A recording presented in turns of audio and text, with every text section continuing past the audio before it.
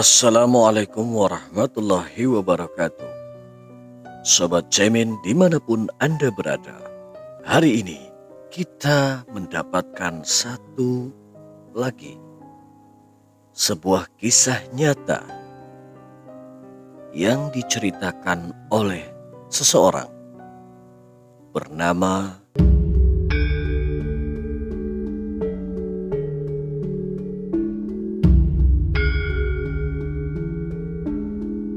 Bismillahirrahmanirrahim. Pengajian sore ini selesai. Para santri berbondong-bondong keluar dari masjid dan melanjutkan aktivitasnya sore hari ini. Ada yang kembali ke asrama dan ada yang sekedar ngobrol dengan teman sesama kelasnya di pelataran masjid atau di tempat lainnya. Yuk, nongkrong di depan kelas 3 sana sambil nunggu maghrib. Ucapku mengajak segerombol temanku yang sudah kuanggap sebagai saudaraku sendiri. Ayo, jawab semua temanku tanda setuju. Aku ditemani 4 temanku, Abdul, Angga, Cakra, dan Wisnu, berjalan ke kelas nomor 2 dari ujung yang ada di pondok ini. Sejuk ya hawanya sore-sore begini, terang Angga dengan menghirup dalam-dalam udara sambil berjalan. Sesampainya di depan kelas 3, kami duduk di bangku yang ada di depannya. Berlima ngobrol ngalor ngidul, membicarakan semua hal yang ingin mereka katakan. Bahkan, obrolan kami tak luput membahas tentang para santriwati yang cantik dan anggun-anggun di pondok ini. Seiring dengan obrolan kami yang kian panjang, temaram perlahan mengintip datang. Cahaya senja ditemani suara serangga hutan mengintip dari balik pepohonan rimbun yang tumbuh mengelilingi pondok.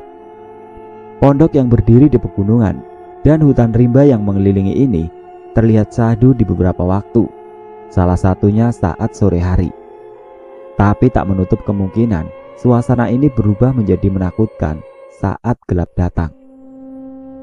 Suara azan maghrib menggema di seluruh sudut pondok. Kami lekas-lekas berjalan menuju musola yang ada di tengah-tengah pondok. Santri yang lain pun juga berjalan dengan kain sarung dan mukena yang sudah mereka kenakan. Assalamualaikum. Salam Abdul pada salah seorang santriwati yang kami temui. Memang di antara kami, Abdul inilah yang paling agresif jika melihat perempuan yang cantik-cantik. Dengan senyum anggun yang sangat meneduhkan jiwa, ia menjawab, "Waalaikumsalam."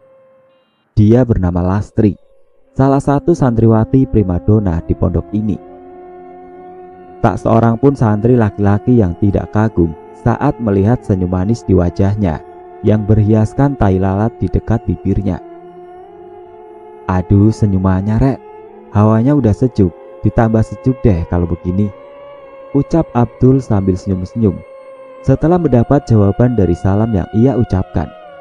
Halah Dul, matamu kalau melihat yang bening-bening kok awas aja, ujar Cakra sambil menggelengkan kepalanya melihat kelakuan Abdul.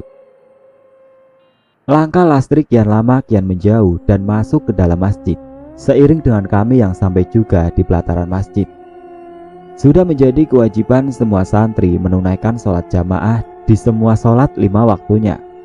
Setelah maghrib, yang sudah menjadi hal rutin dan wajib adalah mendengarkan kultum yang diisi oleh para santri yang selalu bergantian setiap harinya hingga menunggu waktu isya. Singkat cerita, setelah isya, makan malam dan kegiatan malam, aku dan keempat temanku lekas kembali ke kamar karena ingin cepat istirahat.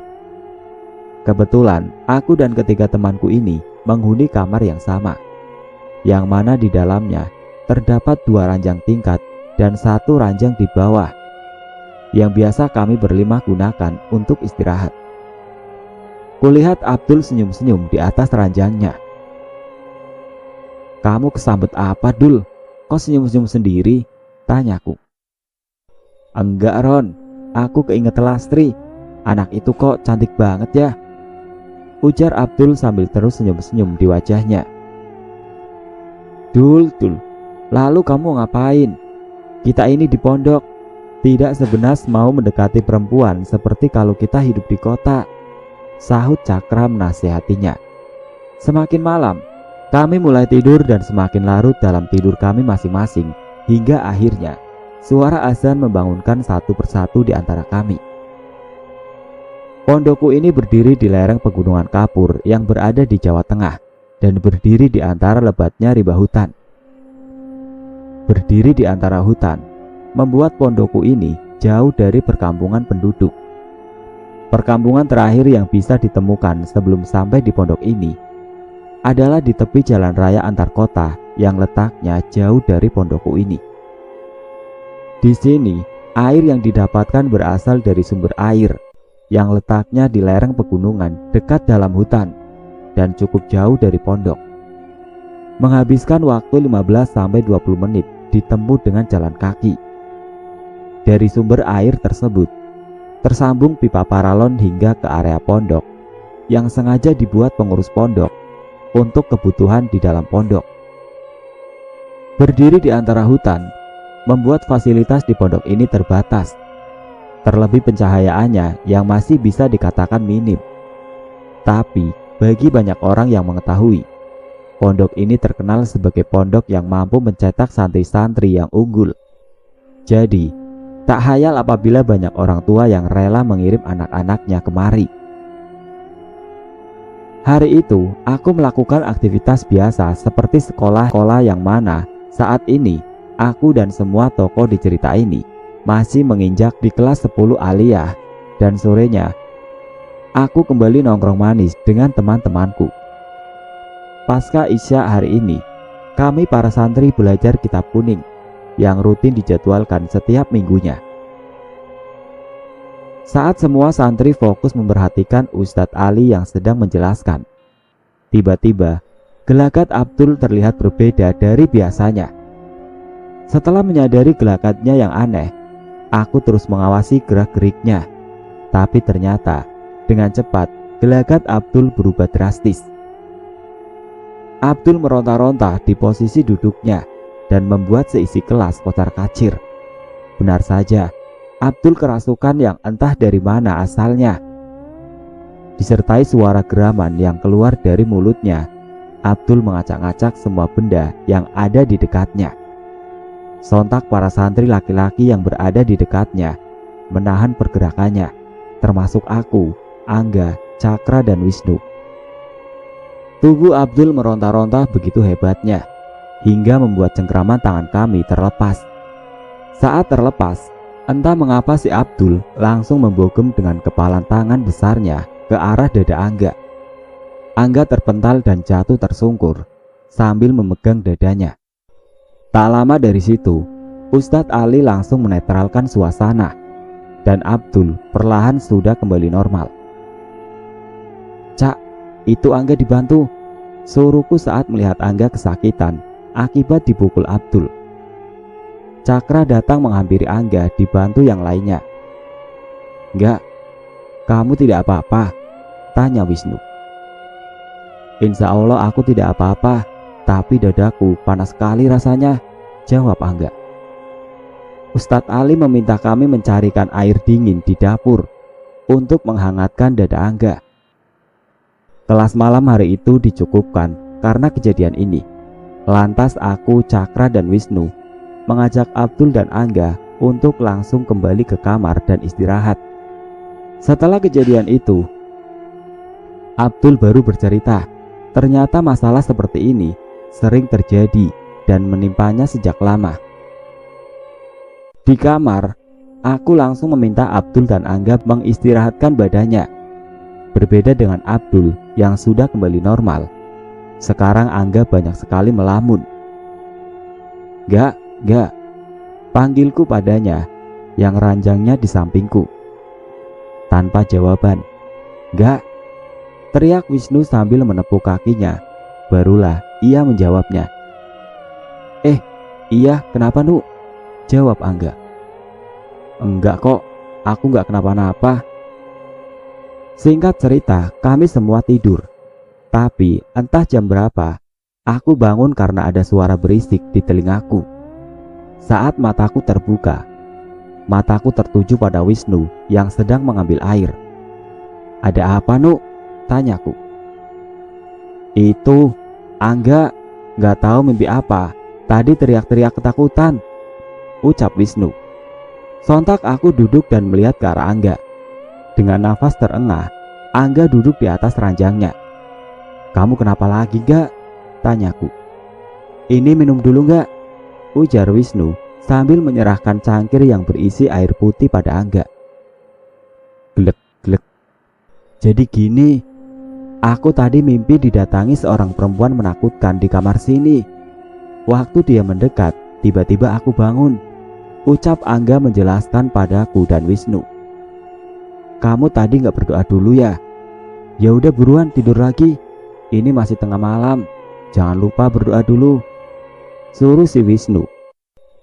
Malam itu kami semua tidur lagi, ditemani suara jangkrik yang sayup-sayup terdengar hingga dalam kamar, serta angin malam yang masuk di antara ventilasi kamar. Semua nyenyak dengan bawah sadarnya masing-masing. Seperti biasa, kami semua bangun tatkala azan subuh berkumandang dan langsung dilanjutkan dengan aktivitas pagi dan sekolah sampai siang hari. Para santri lalu lalang sibuk dengan aktivitasnya masing-masing. Suasana pondok hari itu sedikit berkabut dengan udara dingin yang menusuk melalui pori-pori kulit. Singkat cerita, malam tiba dengan suasana yang masih sama. Beberapa pencahayaan di sudut pondok bahkan sampai tak terlihat karena terhalang kabut yang lumayan tebal. Karena udara yang cukup dingin, malam itu membuat para santri beraktivitas dengan mengenakan jaket yang mereka bawa. Tibalah waktu makan malam. Seperti biasa, aku makan bersama keempat temanku yang lainnya. Aku kok bosan dengan makanan pondok yang begitu-begitu aja ya, gerutu Cakra di tengah waktu makan. Iya sama, aku juga bosan, tambah Abdul. Lah mau gimana lagi, orang adanya juga begini. Mau keluar, di luar isinya cuma hutan juga kok, jawabku. Sudah, disyukuri saja yang ada. Masih untung diberi makanan. Kalau tidak gimana? Ucap Wisnu. Malam ini Angga terlihat berbeda dari biasanya. Angga terlihat sedikit murung dan banyak melamun sekarang. Entah apa yang dipikirkannya. Jam makan malam hampir selesai. Ayo ke kelas, ajak Angga. Tapi aku mau ke kamar mandi dulu. Kalian duluan aja, ucapku. Aku juga Ron. Aku juga ngempet dari tadi, sahut Abdul. Aku juga, ucap Wisnu. Jadi, sekarang yang duluan ke kelas Angga dan Cakra. Sementara aku, Wisnu dan Abdul ke kamar mandi terlebih dahulu. Selesainya, aku, Wisnu dan Abdul lekas melangkahkan kaki ke kelas yang akan kami gunakan untuk melanjutkan kegiatan pembelajaran di malam itu. Langkah kami bertiga terhenti di jarak 20 meter dari kelas yang akan kami tuju. Tatkala melihat keadaan santri di kelasku yang kocar-kacir. Hei, ada apa itu di kelas? Tanyaku. Hah? Iya, ada apa itu? Wisnu ikut bingung. Sudah, ayo buruan ke sana, ajak Hendro. Kami bertiga berlari ke arah kelas karena bingung sedang terjadi apa di sana. Glad, aku menelan ludahku sendiri setelah melihat keadaan di dalam kelas. Di situ, aku melihat Angga kejang-kejang di atas bangku yang ditempatinya, sambil beberapa orang lainnya berusaha membantu menyadarkannya, termasuk Cakra. Gak, kenapa kamu? Teriak Abdul sambil berlari menghampirinya. Aku dan Wisnu membuntuti Abdul dari belakang. Nafas Angga tersegal-segal seperti orang ayan. Tatapan matanya tajam ke arah depan kelas. Keadaan kelas malam itu mencekam campur tegang. Ustadz yang akan mengajar malam itu juga belum datang. Beberapa santri katanya juga sedang melaporkan kejadian ini ke pengurus pondok, tapi belum juga kembali. Gak, panggilku bersautan dengan yang lainnya sambil menepuk-nepuk bahu dan punggungnya, berharap Angga lekas sadar. Kejadian ini berlangsung hingga kurang lebih 10 menit. Hingga akhirnya Angga pingsan dan sadar dengan sendirinya. "Ada apa? Angga kenapa?" tanya Ustadz yang baru datang dengan temanku yang melaporkan kejadian ini tadi. "Gak tahu Pak Ustadz, ini Angga sudah sadar sendiri," jawab temanku yang juga membantu, yang bernama Fuad. "Angga dibawa saja ke dalam kamar. Salah satu teman kamarnya dibantu ditemani," suruh Ustadz Somad. Aku, Wisnu, Cakra, dan Abdul saling tatap, bingung siapa yang akan menemaninya. "Saya aja Pak Ustadz," ucap Wisnu saat itu. Setelah diberi minum, Angga kembali ke kamar ditemani Wisnu. Sementara aku dan santri lainnya melanjutkan pembelajaran malam ini. Singkat cerita, kelas selesai. Aku, Cakra, dan Abdul langsung kembali ke kamar. Takut Angga kumat lagi, apalagi Wisnu sendiri yang menemaninya. "Woi enggak, kamu kenapa?" teriak Cakra saat baru masuk kamar. Di kamar, Angga murung di atas ranjangnya. Di dekatnya ada Wisnu yang siap siaga mengawasinya. Memang, sejak kejadian semalam, Angga berbeda. Dia banyak diam dan malah terlihat seperti orang linglung. Sudah, biarkan dulu, biar Angga istirahat dulu," ucap Wisnu. Malam itu, aku, Abdul, Cakra, dan Wisnu bergantian mengawasi Angga sepanjang malam, secara bergantian. Karena kami takut kalau terjadi apa-apa lagi padanya. Tidurlah kami semua, kecuali Wisnu yang mendapat giliran pertama mengawasi Angga. Singkat cerita, tibalah giliranku mengawasi Angga. Angga tidur di ranjang tingkat sebelahku, dan dia di bagian bawah. Sementara aku di atas. Jadi aku cukup mengawasi Angga dari atas tempatku tidur. Jam hampir menunjukkan pukul 2 pagi. Kali ini, pandanganku tertuju di wajah Angga yang mulai menunjukkan perbedaannya. Dengan mata yang terpejam, wajah Angga seketika berganti. Senyum tiba-tiba merekah di wajah Angga. Angga terus-terusan senyum-senyum dalam tidurnya, seperti sedang melihat perempuan cantik di hadapannya. "Ini anak gila apa gimana sih?" pikirku dalam hati. Ingin ku bangunkan, tapi kuurungkan karena hanya sebatas itu. Takutnya Angga hanya larut dalam mimpi indahnya. Dul, aku membangunkan Abdul.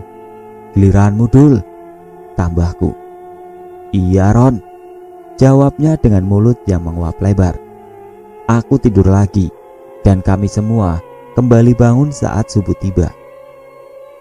Angga, dia tampak seperti kemarin, lebih banyak diamnya hingga satu persatu di antara kami semua mulai menyadarinya. Keadaan seperti ini berlangsung hingga 2 hari lamanya. Kami terus bertanya-tanya sebenarnya ada apa yang terjadi pada Angga. Raganya sehat-sehat saja, tapi seperti ada yang sedang terjadi di dalam pikirannya dan tidak seorang pun yang mengetahuinya. 2 hari setelah kejadian Angga yang kejang-kejang dalam kelas, ada sesuatu yang janggal kembali terjadi, dan ini lebih parah lagi jika dibandingkan dengan sebelum-sebelumnya. Setelah sholat Isya berjamaah, Wisnu memanggilku. Ron, Angga di mana?" tanyanya.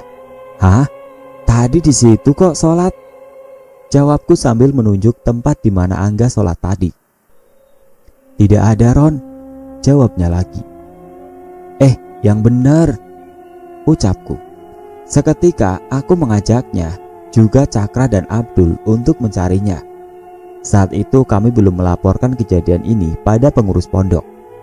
Kami berempat berusaha mencarinya terlebih dulu, sampai kalau belum ketemu, kami baru melaporkannya. Malam itu, di saat santri yang lain tengah makan malam, aku, Abdul, Cakra, dan Wisnu sibuk keliling pondok mencari keberadaan Angga. Tapi usaha kami tidak membuahkan apa-apa.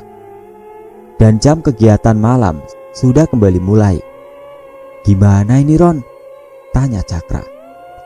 "Sudah, ayo laporan ke pengurus pondok saja," sahut Wisnu di tengah kebingungan kami.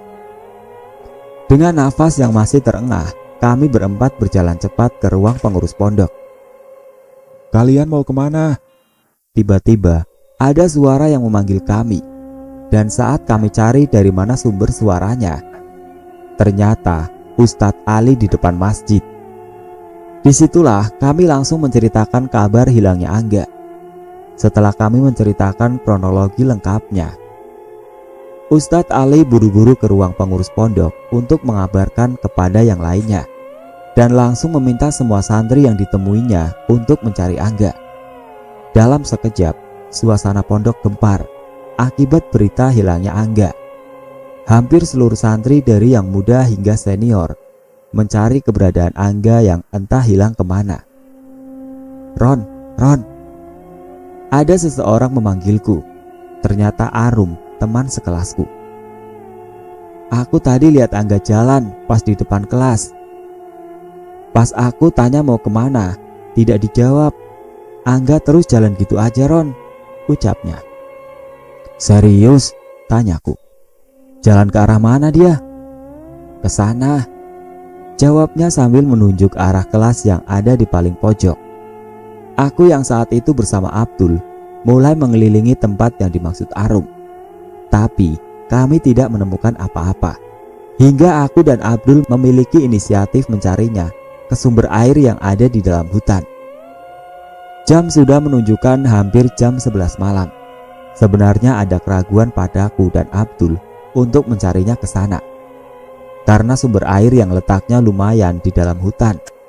Dengan membawa lentera, aku dan Abdul perlahan memberanikan diri masuk ke dalam hutan. Gelapnya hutan ditambah suara serangga hutan memang benar-benar membuat kami berdua bergidik ngeri. Sempat terbesit dalam pikiranku takut kalau Abdul kesurupan lagi, tapi semoga aja tidak terjadi apa-apa. "Dul, jangan jauh-jauh, sini," ucapku. Karena Abdul berjalan agak jauh di belakangku. Sesampainya kami di sana, tidak ada apapun yang kulihat. Yang ada hanyalah air dan terus mengalir, serta pipa paralon yang tersambung hingga pondok. Mendapati tidak ada tanda-tanda Angga di sini, aku dan Abdul langsung kembali ke pondok. Setibaku di pondok, aku dan Abdul mendapat kabar kalau Angga ditemukan dan dia tidak kenapa-napa. Sekarang dia sedang di masjid bersama Ustadz dan senior yang lainnya. "Alhamdulillah," ucapku dan Abdul. Saat di masjid, aku dan Abdul bertemu Cakra dan Wisnu. "Angga ketemu di mana?" tanyaku. "Tadi senior melihat Angga sedang duduk di depan kelas ujung pondok sana," jawab Wisnu. "Hah?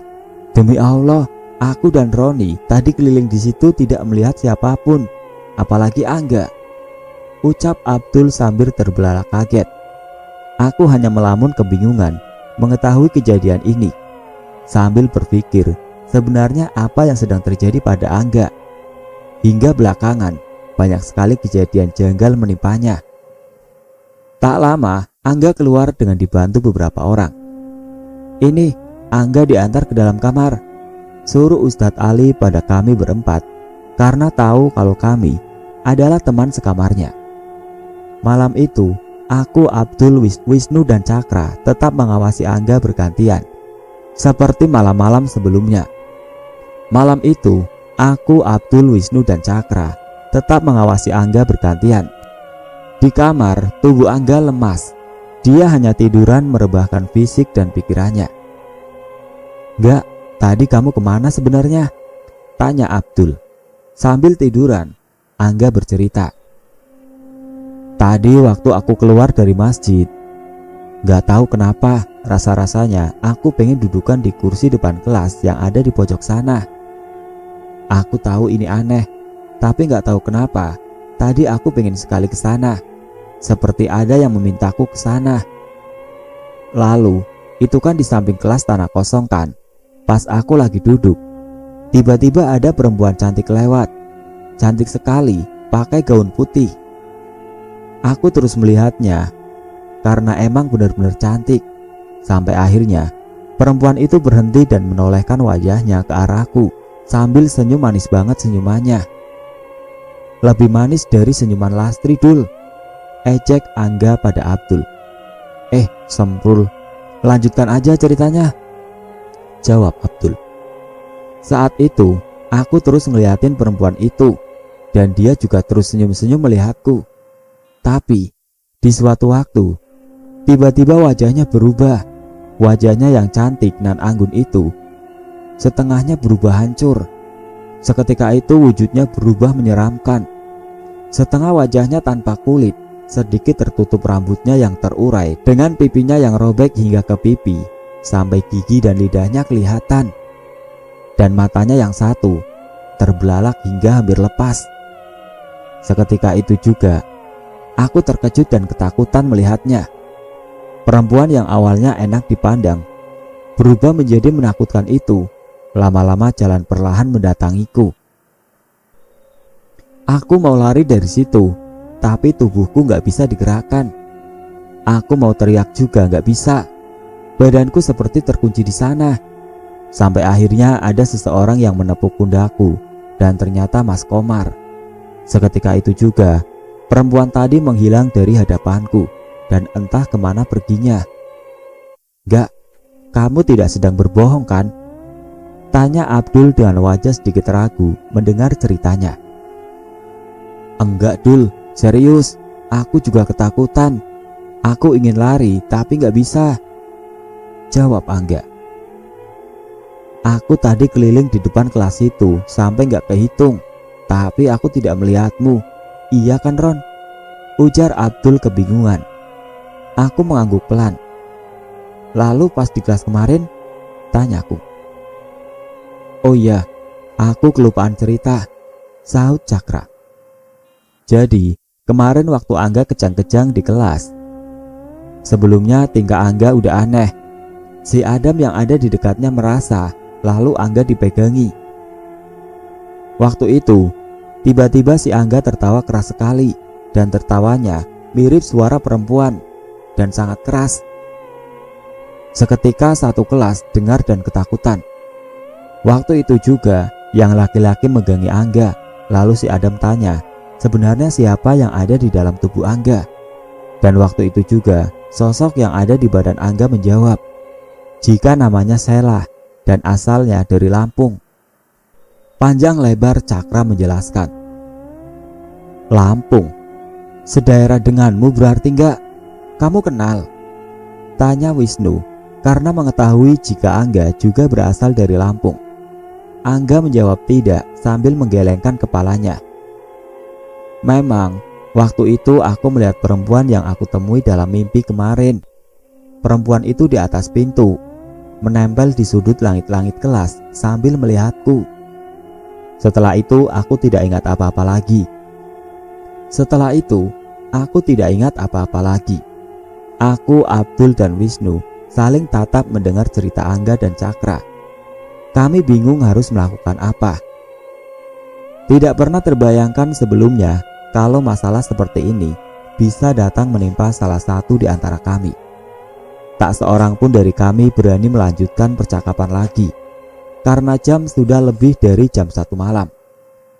Suasana pondok saat malam sudah sering bikin merinding, ditambah keadaan seperti ini. "Ya udah, ayo tidur. Nanti pagi sekolah," ajakku. "Siapa yang jaga duluan?" tanya Wisnu. "Aduh, aku lupa. Masih harus mengawasi Angga malam ini. Perasaan sudah kalut dan ketakutan, ditambah harus berjaga," gerutuku dalam hati. "Sudah, tidak perlu menjagaku, gak apa-apa," ujar Angga. "Gak apa-apa enggak. Kami khawatir kalau kamu kenapa-napa. Santai saja," jawab Wisnu. "Gimana kalau berdua yang jaga? Aku dengan Wisnu duluan, nanti gantian Abdul dengan Muca," usulku. Semua mengiyakan usulanku karena memang tak seorang pun dari kami berani terjaga sendirian malam ini. Singkat cerita, kami berjaga bergantian dan masing-masing di antara kami berempat hanya tidur kurang dari 2 jam malam ini. Angga masih dengan kebiasaannya yang berbeda di hari-harinya sekarang. Belum ada perubahan yang ada pada dirinya. Dia masih bisa diajak berkomunikasi. Hanya saja, dia lebih pendiam dari biasanya dan seperti linglung jika diperhatikan. Antara aku dan ketiga temanku yang lain bingung ingin melakukan apa pada temanku satu ini. Setiap hari kami selalu mengawasinya. Bahkan ketika hendak ke kamar mandi pun, salah satu di antara kami mengikutinya. Hingga di suatu malam berikutnya kami lengah pada malam Jumat, saat para santri sedang berkegiatan baksu masail di dalam masjid. Lagi-lagi Angga menghilang. Saat itu juga aku dengan keempat temanku izin dengan senior untuk mencarinya. Kami ditemani salah seorang senior yang memang tahu dengan keadaan Angga saat itu. Angga kembali hilang dari pondok. Bedanya, kali ini hanya kami berempat, beberapa senior dan pengurus pondok yang tahu kabar hilangnya Angga. Kami semua memilih menutupi ini dari santri lainnya agar suasana pondok tidak gaduh lagi seperti kemarin. Dengan orang yang terbatas, berbekal senter, lampu, dan lentera seadanya, kami berpencar ke seluruh sudut pondok. Aku dan Wisnu kebagian mencarinya ke arah kamar mandi para santri. Gak, panggilku bersautan dengan Wisnu mencari keberadaan Angga malam Jumat kala itu. Lagi-lagi kami dihadapkan dengan situasi mendebarkan malam itu. Malam yang terkesan berbeda bagi sebagian orang, dan Angga menghilang lagi. Rasa takut tiba-tiba muncul dalam perasaanku, karena teringat cerita Cakra dan Angga tempo lalu tentang seorang perempuan yang bernama Sela. Nuk, kalau Angga dibawa Sela lagi, bagaimana kita memintanya ya Nuk? Tanyaku di antara langkah malam itu.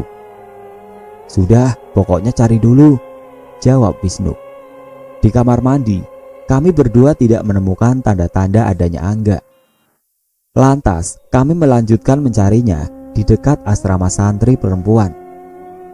Saat kami sedang menelusuri samping asrama, tiba-tiba telingaku terdengar suara rintihan seseorang yang sedang menggigil. Gak, ucapku memanggil Angga. Barangkali itu dia. Suara rintihan itu semakin lama semakin jelas. Nuk, dengar gak?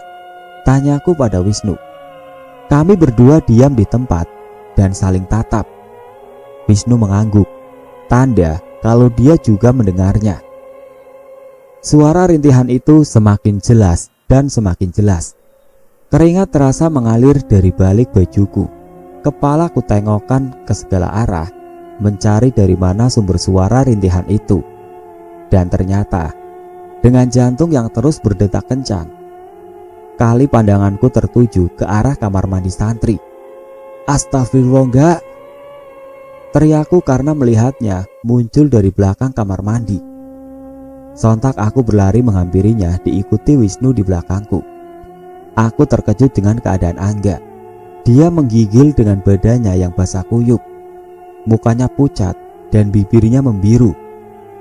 Tanpa berpikir, aku melepas sarungku yang kupakai dan kubentangkan di badan Angga untuk mengurangi rasa dinginnya. Kini, aku berjalan menuntunnya hanya dengan baju koko dan celana pendek yang aku pakai. Tak lama, semua yang mencari Angga sudah berkumpul dan menghampiriku yang membawa Angga. Dibawa kemana ini mas? Tanyaku pada salah seorang senior yang ikut mencari. Dibawa ke masjid aja, ada para ustadz di sana. Angga biar ganti baju dulu ya mas, ucapku. Setelahnya, aku dan Angga ke masjid. Semuanya sudah menunggu di sana.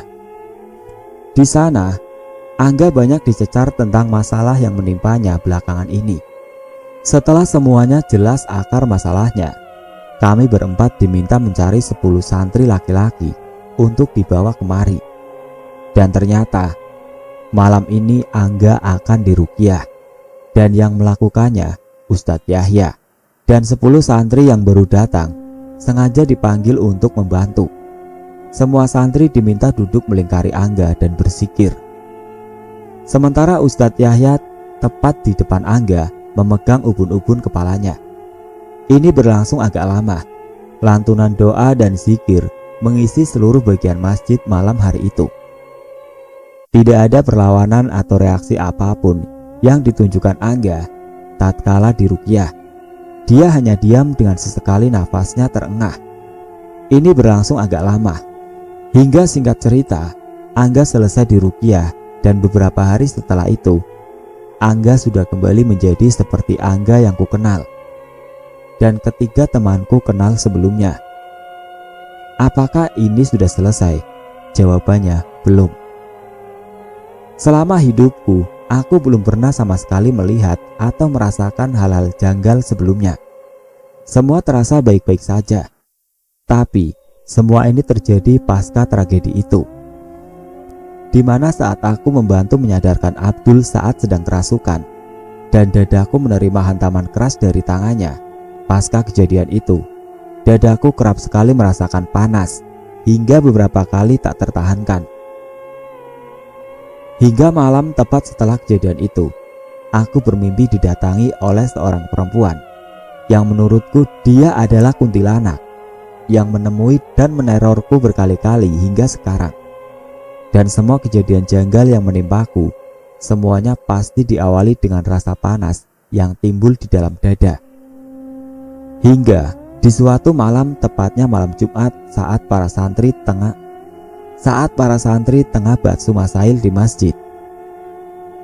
Aku yang baru datang dengan keempat temanku tiba-tiba merasakan panas dalam dadaku. Karena sudah hafal kalau ini adalah pertanda buruk. Saat itu aku mulai berzikir, bersolawat agar tidak ada hal yang tidak aku inginkan terjadi. Tapi naas, ini aneh tapi benar terjadi pada tubuhku. Rasa panas dalam dada semakin menjadi-jadi, hingga penglihatanku kabur dan pusing di kepala. Karena sudah tidak tahan dengan kondisiku saat itu, aku keluar dari masjid tatkala yang lain sedang seksama belajar dan memperhatikan. Sehingga aku merasa tidak ada yang memperhatikanku. Di luar, keadaanku tidak kunjung membaik. Rasa panas dalam dada tidak juga hilang. Ditambah detak jantung yang berdebar sangat kencang. Sayup-sayup suara seorang perempuan memanggilku dari kejauhan. Angga, suara itu datang lagi. Di mana dia? Siapa yang memanggilku? Pikirku dalam hati. Setelah ku dengarkan dengan seksama, aku bisa mengetahui kalau yang memanggilku dari arah kamar mandi. Batinku mengatakan, "Enggak, jangan ke sana." Berkali-kali batinku mengatakan demikian. Tapi entah apa yang terjadi padaku dan mempengaruhi pikiranku. Saat aku berjalan mendatangi asal dari suara tersebut, aku tak ingat kenapa bisa aku berjalan menghampiri suara tersebut ke sana. Aku melangkahkan kakiku perlahan ke sana.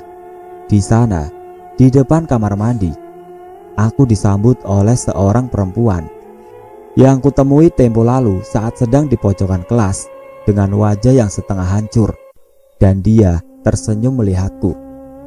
Senyum yang membuatku seketika bergidik ngeri. Tapi sejak dari situ, aku kehilangan sadarku.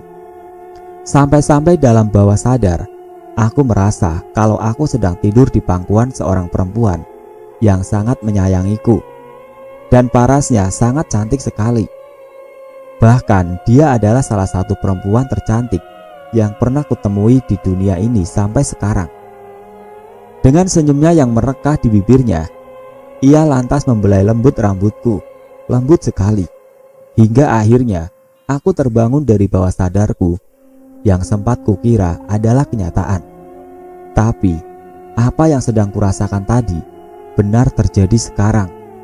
Aku terbangun tepat di atas pangkuan seorang perempuan dengan tangan yang membelai lembut rambutku.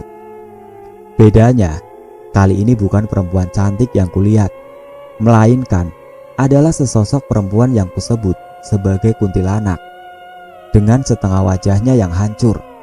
Dan posisiku sekarang ini berada di tepi aliran air dekat sumber air yang ada di dalam hutan, sehingga membuat tubuhku kala itu seperti orang yang baru saja selesai mandi, basah kuyup semuanya.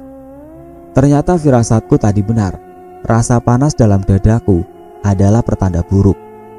Tapi Lagi-lagi aku kalah dalam mengendalikan tubuhku sendiri. Aku sempat menganggap bahwa yang kulihat sekarang adalah mimpi buruk. Kututup lagi mataku dan kubuka lagi hingga berkali-kali. Dan ternyata masih sama.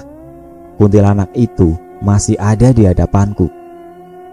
Seketika itu timbul rasa ingin kabur dan lari dari sana. Tapi lagi-lagi badanku terkunci hingga membuatku tak bisa bergerak. Walau hanya sekedar menggerakkan jari-jariku. Astagfirullah, astagfirullah. Dalam hatiku terus beristighfar agar aku bisa lekas keluar dari sini. Kuntilanak ini tak henti-hentinya menatapku dan terus membelai tangan kasarnya di rambutku. Mataku tak sedikit pun berani melihat ke arahnya. Aku hanya mampu memejamkan mata atau melihat ke arah yang lainnya. Entah sampai berapa lama aku terjebak di dalam situasi sulit itu. Sampai akhirnya aku bisa sedikit menggerakkan badanku, dan saat itu pula aku bangun dan cepat berlari ke arah pondok. Aku berlari tanpa melihat ke belakang sedikit pun. Tak peduli kakiku yang terluka perih akibat batu atau ranting tajam yang kupijak di hutan karena sandalku yang entah kemana perginya. Kuntilanak tersebut tertawa melengking yang membuatku takut jika dia mengejarku. Saat hampir sampai di pondok, tubuhku melemas. Aku hanya mampu berjalan dengan sedikit menyeret-nyeret satu kakiku yang sudah teramat sakit. Tak jauh dari sana, setelah melewati kamar mandi pondok, Roni menemukanku. Dia memanggilku dari kejauhan. Roni berlari lantas menyelimutkan kain sarung yang dipakainya pada badanku yang tengah menggigil hebat.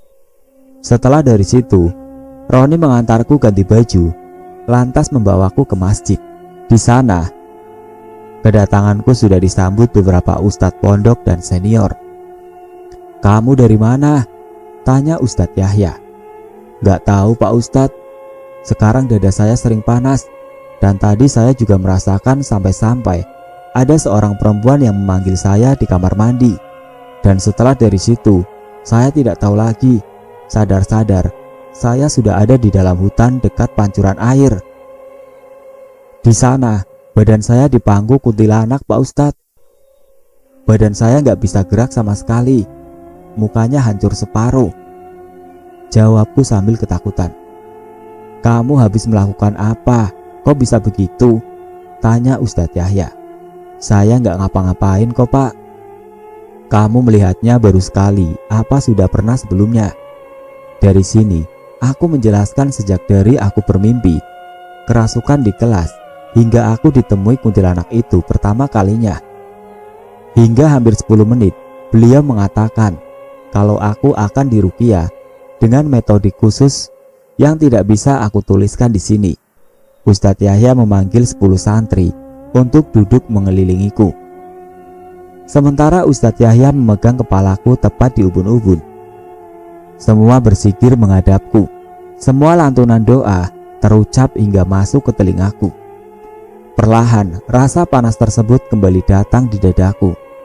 Aku takut kalau kuntilanak tadi datang lagi membawaku. Semuanya terus bersikir. Badanku terasa sangat ringan, hingga sampai aku merasa ada sesuatu yang diambil dari badanku. Tapi entah apa itu.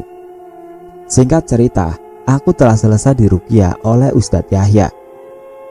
"Dia itu menyukaimu," ucap Ustadz Yahya sambil memberiku minum. "Menyukaiku Pak Ustadz?" Jawabku terkejut.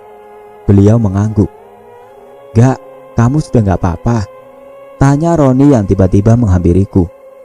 "Alhamdulillah Ron," jawabku. "Kamu kembali ke kamarmu, istirahat. Insya Allah sudah tidak akan ada lagi," ujar Ustadz Yahya kepadaku. Pasca diruqyah, aku tidak lagi melihat keberadaan kuntilanak itu. Rasa panas dalam dadaku lambat laun menghilang dengan sendirinya. Beberapa kali, rasa takut kerap kali datang menghantuiku tatkala aku sedang sendiri. Tapi, alhamdulillah, aku memiliki teman yang selalu ada untukku. Teman yang sudah aku anggap seperti keluargaku sendiri. Mereka adalah Roni, Abdul, Wisnu, dan Cakra.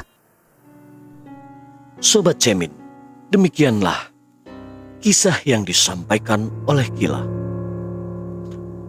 Semoga dapat menghibur kalian dan bisa membuat bulu kuduk merinding. Sobat Jamin, jangan lupa like, komen, share, dan subscribe supaya channel ini semakin berkembang dan bisa senantiasa memberikan cerita-cerita misteri, cerita-cerita horor, cerita-cerita mistis yang bisa membuat bulu kuduk merinding. Akhir kata, Assalamualaikum warahmatullahi wabarakatuh.